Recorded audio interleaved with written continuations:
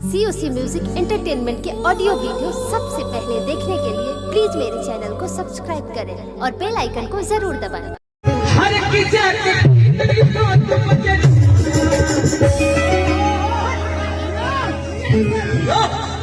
अच्छा लगी तो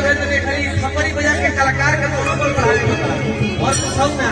मिजाज में इसी मिजाज में कि आवता न कोई हर की जाके धीरे न तो लगी गिरे अपनी लाइफ में जितना भी प्रोग्राम की होंगी आप, लेकिन इस जैसा प्रोग्राम और मेरे जैसे मिजाजी आदमी नहीं मिलेगा आपको। अरे कुसुमर अरे कुसुमर तनी होले जहाँ जहाँ शिव जी भैया खड़ा है बोला शिव जी भैया पीछे मत खड़ा होता हम जानते हैं पीछे के जमाना में। अरे कुसुमर करिया राजा जी ब्लाउज को करिया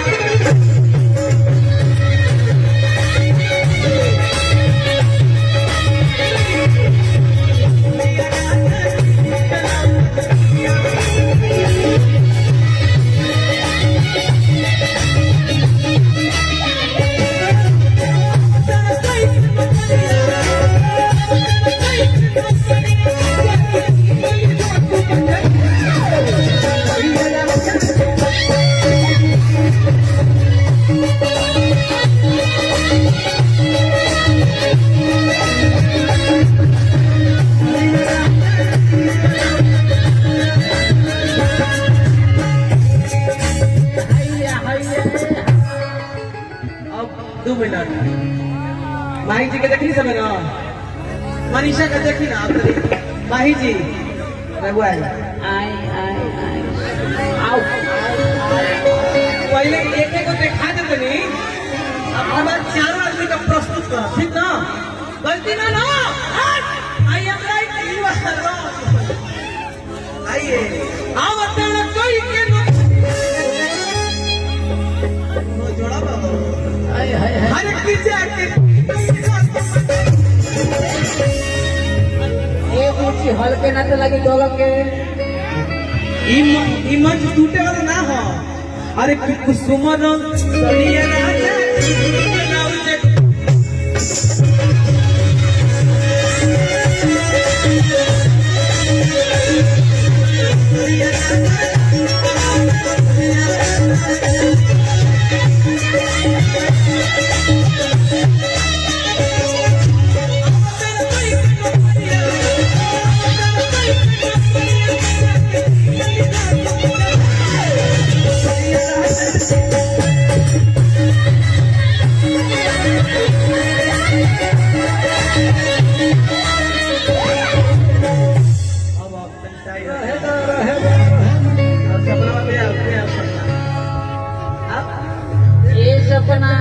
बना तो सबको अपना। ये राधा है, ये कृष्ण जी की राधा है। देखो एक बात आपको बता देते हैं, आप जितने में हैं उतने में एनर्जी में कीजिए। आज के जमाने में अगर थोड़ा सा हल्का होइएगा तो आप पे चढ़ के कोई निकल जाएगा। गलती ना ना एकदम सीना तान के खा जाओ ना अब मिजाज से मारो अब बताना कोई के ना हर की जाके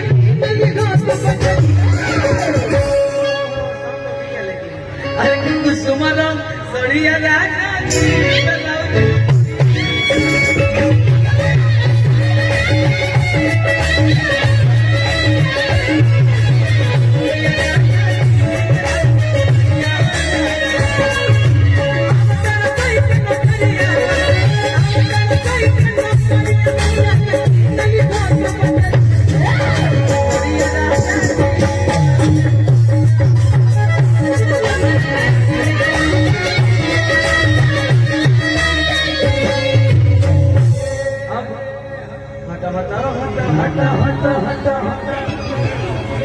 अब रूपा जी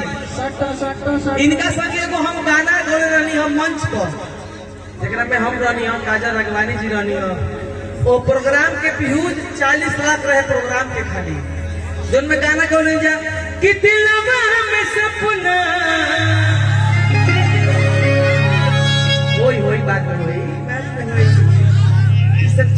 धीरे धीरे चाटे के बाद सुहाग रात के दिन को मेरा रे आई को अकेले घूमट उठा दे बाबा हल्के हल्के बाकी हल्के हमनी के मर्द हो जा आराम से ले के होठ लो हाथ लो नाक लो ले लो अरे क्या वतन कोई के वाह वाह वाह ओकरा बाद सब जो चारों आदमी आइए गाना के ई माने ई मुखड़ा के बाद आवतन कोई के हर की जात के साथ बचन ए रूप हल्के ना तो लगी दलक के मतलब यावे तो बुझा लगे हमरा के मार के ओने फाड़ा दिया एक कमर से मार देगी ना देखियो तिलका लेवे के बाद ये बचा के तिलका लेना है हमको आ बता ना कोई के हर की जाके